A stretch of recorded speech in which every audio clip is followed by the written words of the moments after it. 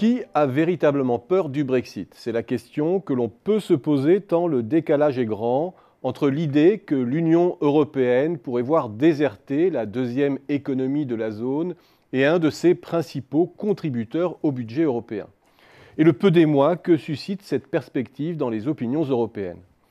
La bourse britannique n'est certes pas très florissante, mais la morosité ambiante ne détonne pas avec celle des autres bourses, et nul besoin du Brexit pour expliquer cela.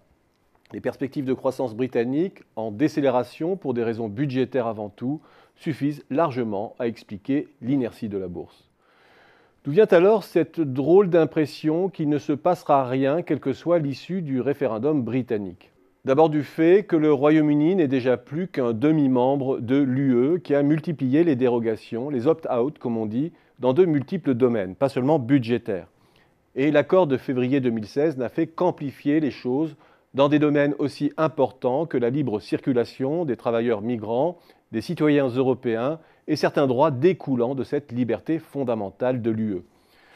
La négociation avec les Britanniques a ouvert la porte à de nouvelles restrictions concernant le droit à prestations et à aide sociale des travailleurs européens, dans lesquels s'engouffrent d'ailleurs d'autres États européens, dont l'Allemagne. Sans parler des multiples garanties pour protéger la City des mesures réglementaires européennes que Londres considérerait comme discriminatoires. Bref, le fameux article 2 de la loi El Khomri qui permet des dérogations inversant la hiérarchie des normes est en train de devenir une réalité au plan européen. La sédition britannique a fait des émules qui bousculent de plus en plus la suprématie des traités. Ensuite, il est vrai que tel qu'il est posé, le débat britannique a pris la forme d'une guerre d'échecs indémêlable et dont les ordres de grandeur ne paraissent pas en mesure de changer la face de la croissance britannique ou européenne. C'est d'abord par le petit bout de la lorgnette de ce que pourrait économiser le Royaume en tant que contributeur au budget européen ou en termes de coût des réglementations, et ce qu'il pourrait perdre en droits de douane supplémentaires paraît extrêmement superficiel. Et que dire des chiffres invérifiables de la perte de croissance qu'occasionnerait un Brexit, qui rappelle en tout point ce que l'on appelait et appelle encore le coût de la non-Europe. Des exercices quantifiés totalement farfelus qui n'ont qu'une vocation politique. Enfin, chacun peut percevoir que le Brexit ne se fera pas du jour au lendemain. Le Royaume-Uni rejoindrait certainement l'AELE, l'accord européen de libre-échange, aux côtés de la Norvège, de la Suisse, de l'Islande et du Liechtenstein, ou l'espace économique européen sans la Suisse, ce qui lui permettrait d'accéder au grand marché à moindre coût. Elle devrait de surcroît renégocier tous ses accords avec l'Union et les pays membres. Tout cela pour arriver à une situation assez proche d'aujourd'hui, avec une cotisation au budget européen moindre cependant.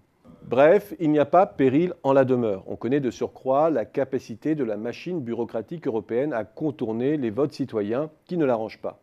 Et à ceux qui espèrent une sorte d'éveil des consciences européennes, une opportunité pour le noyau dur continental d'avancer en matière d'intégration, qu'ils se détrompent. Le Royaume-Uni est cet empêcheur d'intégrer en rond dont chacun s'accommode. Sa vision libre-échangiste de l'UE et anti-budget européen est plus proche du point de vue allemand et nordique que français. C'est tout ce que révélera la sortie du Royaume-Uni si elle a lieu. Un gros bémol cependant, sur le plan de l'Europe de la défense, l'UE va devoir repenser les choses. Cela pourrait être l'occasion de ressouder le couple franco-allemand sur un projet hautement symbolique.